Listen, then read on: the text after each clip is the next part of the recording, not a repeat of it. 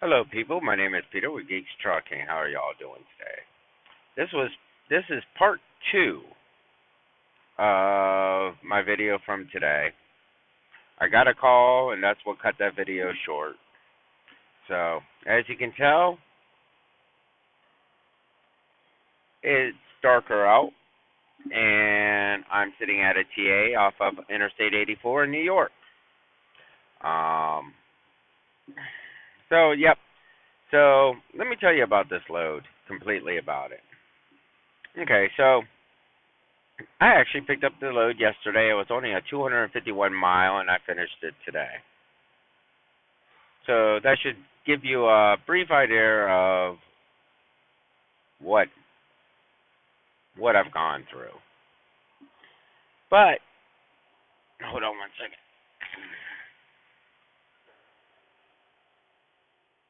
There we go.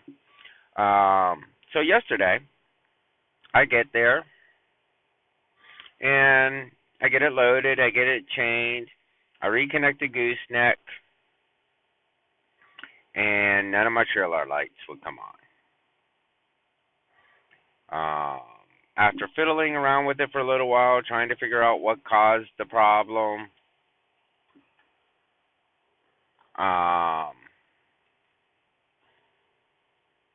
I couldn't figure it out. So, I ended up calling a repair person at about 12:15, 12:20ish. They got there whenever they got there. I don't even remember when. And I finally got on the road at 6 p.m. So I wasted 6 hours, which it's only a 4.5 hour drive here, um, waiting and getting my lights repaired. Also, I got my trailer inspected, so that's a good thing. Um, got a new inspection sticker on it. That's awesome. But anyways, so yeah, so got that all done and completed. Um, drove for a little while until I finally found a pilot. Got scaled. 98,000 pounds in total weight. Awesome. I'm permitted for 101. Got done driving. Delaware, you can only drive 30 minutes after sunset or 30 minutes before dusk. And believe it or not, I parked in the same parking space the day before, the exact same parking spot. So I parked, got some food, Panda Express, went to sleep, woke up, and something told me to take a look again at my scale ticket. So that's what I did. Then I looked at my permit. I was permitted for 13,000 pounds on the drives, which is fine. 46,000 pounds on the drives, and 42,000 pounds on the rears. Well, I was 12.5 on my stairs, so that was good. I was 38,000 on my drives. That's also good. But I was 48,000 pounds on my rears when I'm supposed to be 42. What do? You got a couple options. What do? Do you pay the couple $100 again in permits? $200 to $300 in permits? Or do you unchain the whole thing, which is 7 chains, and move it? Well, I moved it. I completely unchained it, moved it, and completely rechained it. That took about 2 hours, 2.5 hours, because I didn't know how to drive the boomer all that well. I still don't, but I know more now than I did yesterday or the day before. It's the first time we've ever hauled, or I have ever hauled, this brand of boomer. Normally we haul Genies, not this one, which I think was a JLG, I believe it is. It's the orange and tan one, not the blue and gray ones. So, yeah. Which actually I like these better because they tuck in nicer. The cage tucks in nicer than the Genies do. So I really don't mind doing that. But that took forever today. And because it took forever,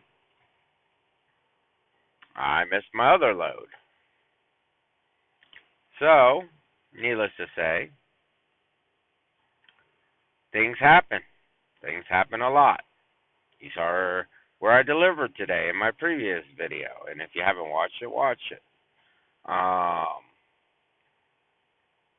Things happen. I guess the trailer shorted out the light system, and basically took forever to figure out, and then took forever for the inspection. But it had to be done. You can't drive with no lights, no trailer lights. Only lights on the trailer that work were the brake lights and the turn signals. And that may be fine running it during the day if you're a drive-in, reefer, flatbed, or anything non-permitted, because when you're permitted, you have to run with your lights on in 90% of the states. So I always run with my lights on. I make it a habit so I never forget. So, and then, after I delivered today, when I went to go reconnect the gooseneck, it was not high enough. It was leaning too far down.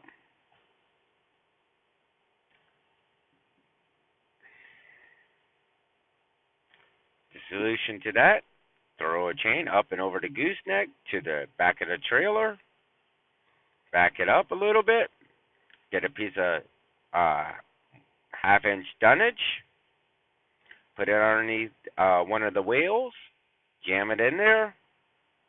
That way, when you back up, the wood lifts up the gooseneck a little bit along with the chains. The chains lifted it up just enough, and that's what I did.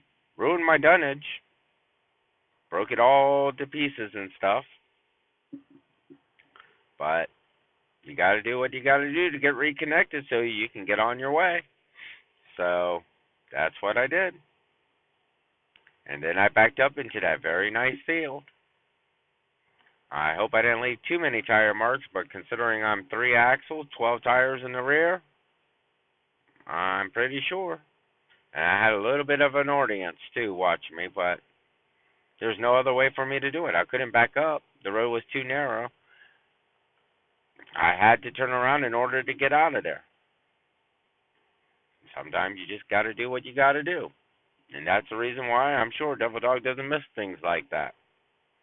I suggest you go check out my trainer's channel, Devil Dog Thomas. Also check out other trucker James. And I mentioned him in my first video because he wasn't sure exactly what a boomer was, so hopefully he'll know now. But anyways, people, that was my WTF day. Like I said, if you don't say it once, twice, 100 times every load, you may not be doing something correctly. So, please subscribe if you haven't subscribed. Send me an email at peter@geekslogic.com. Leave a comment. Share my videos on multimedia networks. And y'all have a wonderful night. Thank you. Bye now.